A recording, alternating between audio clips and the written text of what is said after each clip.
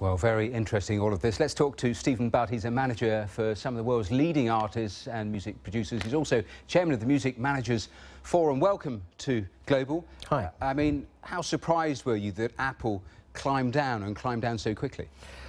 Well, you know, they were in a situation where they're a week to go before the launch, and they have to have the agreement of the rights owners to be able to put the music up onto their new service.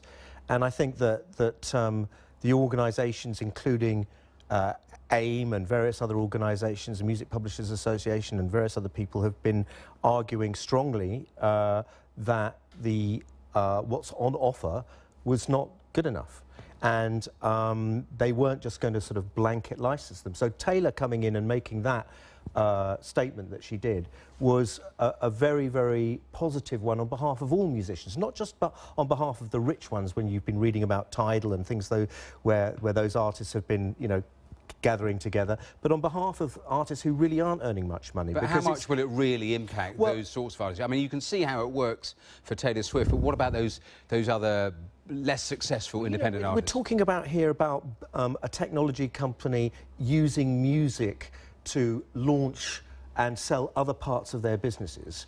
You know, that's happened with Google, that's happened with YouTube, and of course that's happened with Apple all the way along the line. But Apple's been a very good partner to the music industry and are helping it draw back from piracy. But, you know, we're talking realistically, we're talking about a 3-month period where those artists wouldn't be receiving any royalties. And for the smaller artists and labels, that's really important. Who gets paid? Is it the artists or directly, or is it the record label that then has to pass it on to the artist? Do we know that, how this actually works in terms of this U-turn? Sure. Generally speaking, it's the record company who gets paid, and then the record company will account to the artist, given the kind of deal that they've got with the record company. But some artists are independent, completely independent, and putting up their own music, and that'll also be streamed on the new service. So they'll be receiving their income directly.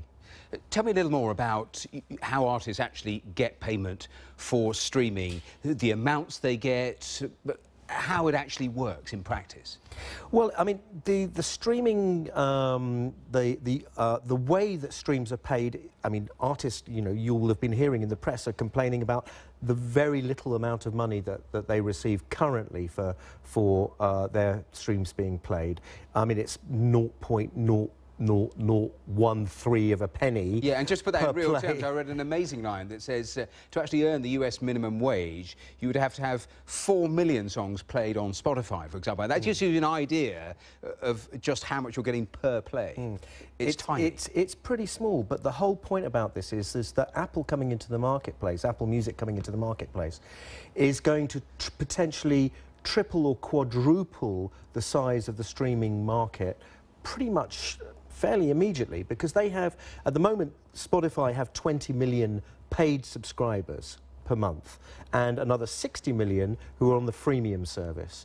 Now, Apple have 800 million credit card subscribers. So if they only convert a small percentage of those, say 10%, to a monthly payment for music, that's a lot of money coming into the music business. I was going to ask you, I mean, how much you think it will transform it, and actually you give me the answer in what you've just said, but if you imagine the marketplace in 2 years' time, what do you foresee, both in terms of how artists are commonly paid and how the market actually works?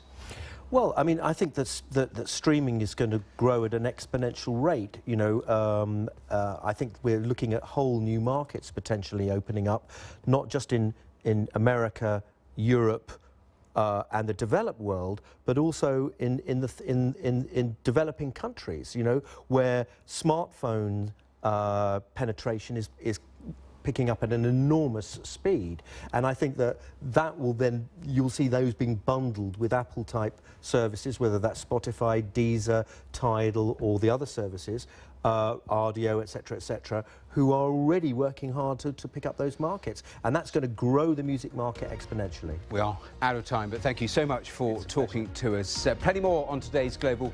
Don't go away.